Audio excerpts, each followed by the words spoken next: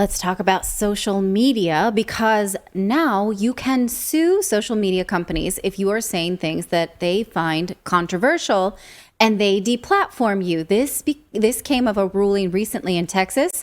It is a big win for Republicans who have been censored at an alarming rate when you compare to Democrats.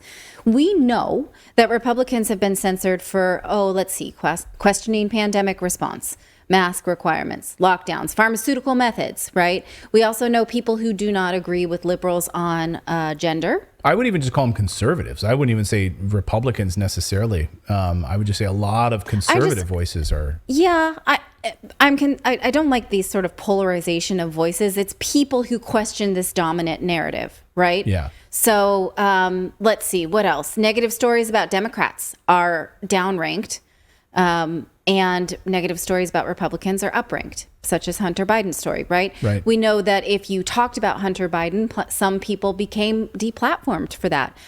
We also know that social media has taken a side for global conflicts. So there's certain things that you can and cannot say about the war in Ukraine. I could go on, right? Yeah. We know this. These things have been censored. Well, now Texas passed a law last year called HB 20. It allowed users to sue social media companies if they are censored. When the law was signed into place, social media companies were ready with the lawsuit. They filed it right away. And so since then, it has not gone into effect because they claimed that the law violated their First Amendment right. And a court sided with them and granted them an injunction. That means that they couldn't enforce the law while the lawsuit went forward. Texas asked the court for a stay, meaning leave the law in place while they litigated.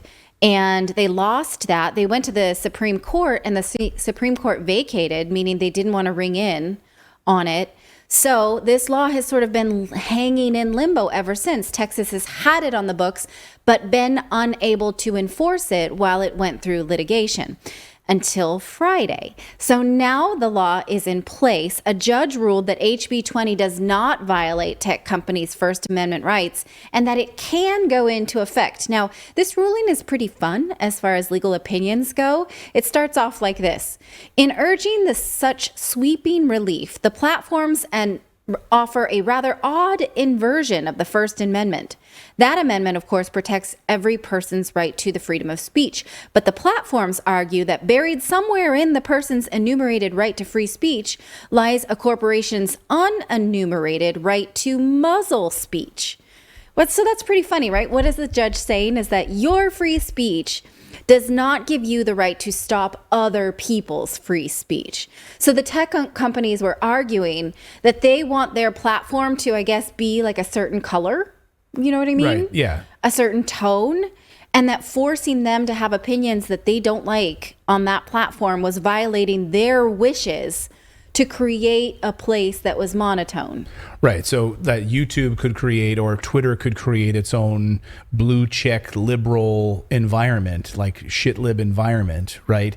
And then if I know so many people who were like true left, like, you know, who are progressive, who wanted universal health care, who were questioning, questioning this narrative, like, questioning Nancy Pelosi, yes, questioning President Biden on these issues, on a whole range of issues, right? If you spoke out again about that, you were deplatformed, you were blocked. Yeah. You were downranked, you were blocked. Same thing on Twitter, or same thing on YouTube, same thing on Facebook. And then, of course, on the conservative side, same thing. If you question these things, you were also labeled like an enemy of the state. And so Twitter wanted to paint this sort of like blue check utopia. And it was like the Hillary Clinton Beltway, liberals could hang out there. And the question is this sort of like watering hole location that now this is where we go, where we gather. So there should be a right to both sides of an opinion, right? Where there's been litigation before, for instance, in a shopping mall where the owners said, do people have the right to come here and protest for a cause that I don't like if I'm the owner, right? And if it is a public place and people gather there, the courts have ruled that differing opinions should have the right to be in this public gathering spaces.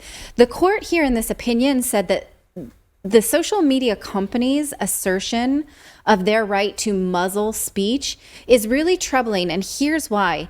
They say the implications of the platforms that they're arguing are staggering. On the platform's view, email providers, mobile phone companies, and banks could cancel the accounts of anyone who sends an email, makes a phone call, or spends money in support of a disfavored political party, candidate, or business. So you donate to someone they don't like, they deplatform you. No bank account even, right? Which is what happened in Canada. Well, we've seen this already Yes. with multiple people, like having their PayPals taken away, their Venmo accounts taken away, GoFundMe accounts shut down. Twitter has taken down an account called, I don't even know if I can say it. It's called Gays Against. Yeah, don't say it. I'm not going to say this. It's against something that, okay. And they have recently been deplatformed on Venmo as well, and PayPal. And I think it's a pretty benevolent cause. I'm afraid to say it because we are on a platform that is... Well, we've been censored multiple times on this platform, right? For covering COVID, covering the war. I mean, God knows, we have friends on this platform who've been deplatformed and blocked and taken down. Yeah. And we've had people who've lost their livelihoods. I mean, because they can't get access to their bank accounts now.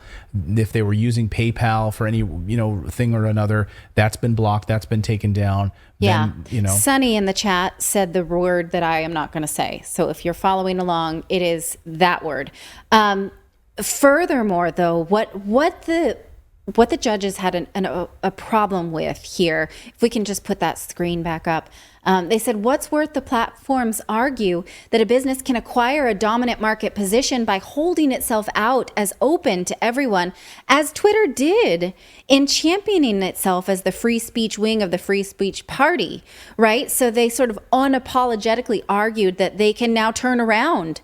And like they were once this cool open speech place, and now they can turn around and say, no, they can ban all pro LGBT speech for no other reason than its employees want to, right? So, Twitter did in fact market itself this way, and then it was a bait and switch on that promise in their practice. So that's really interesting. It's not really fraud, but it feels like it to those of us who use it because we thought it could be an open speech place. But we saw the Project Veritas videos. We saw, them admitting, like literally admitting what they do there, which is to block, shadow ban, hide accounts. Yes. So we all know this, right? We all know that this is the case. They all gather, they're hanging out in San Francisco. Do you think that this is like a bastion of conservative thought in downtown San Francisco? Clearly not. Where they're telling, they're banning people left and right because of what they believe and what they say. Yes. HB 20 requires social media to disclose how they moderate content and promote content and publish an acceptable use policy. And they do not want to do this. And now they have to, at least if they're challenged in the state of Texas. Now, they want the right to just take down content they don't like for whatever reason and not have to answer to it. This has absolutely been our experience when we are given any kind of strike on our content. We ask them to show us, what is it we said wrong? Can you please prove it to us? Can you say what line there violates what policy? We are never given those answers. They don't have to. They absolutely don't want to legally have to. And so I would love this. This would be fantastic. I mean, we had literally a video that we did that they labeled it as a form of bad speech. I'm not going to say the H word. When we were covering the war, we were covering facts about the war. We were covering the truth, and that's how they labeled it. And when I asked them to give us particulars on it, they wouldn't. They said, we can't do that. We just don't do that. I'm like, well, we've watched the video now 5 or 6 times. We've had every member of our team watch the video. There's nothing even, according to your terms of service and your community guidelines, it's not there. I'm sorry, guys. It's not there. Show me why you blocked us for 2 weeks. Yeah. Show me. Otherwise, you're destined to repeat it. It's like, if you can't tell me what I did wrong, how can I fix it? Right. Yeah, I mean, like talking to children, right? Like, how do you know? Like, if they keep doing this thing, right, they keep leaving their clothes on the floor, you explain to them why it's not good to leave your clothes on the floor. It makes more work for other people in the house to pick it up, or, it's messy and you should take care of the things that you're bought, Right. So then you improve upon that behavior. But if it was literally something that we said was inaccurate or wrong, we'd love to know about it in context, and then we can improve upon it, but you won't tell us. Now you'll have to. Right. Another piece of their argument was that this law will prevent them from moderating dangerous content, such as violence, abuse, illegal things. HB 20 does not protect that content. And those things are pretty easy to distinguish. You can't incite violence on these platforms. You can't show hurting of other people. That's pretty easy to rule out, and it's easy to enforce. And, if I were hurting animals on a YouTube channel or something, right, then I get that taken down. Am I really going to be then the one who's going to litigate about my right to, this is not right. This is uncontentious, right? Is this really a concern?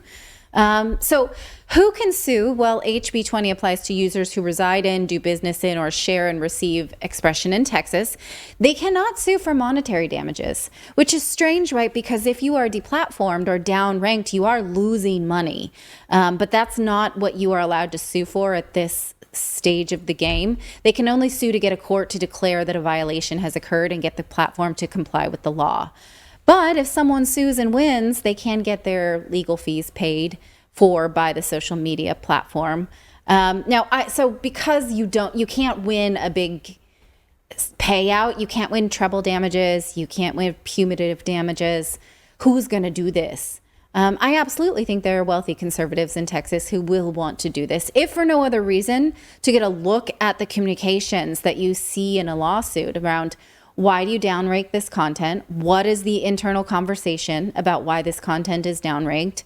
What is the data that you use to decide that this content is not acceptable? We may see, we're seeing in the lawsuits in Canada now, that they had none.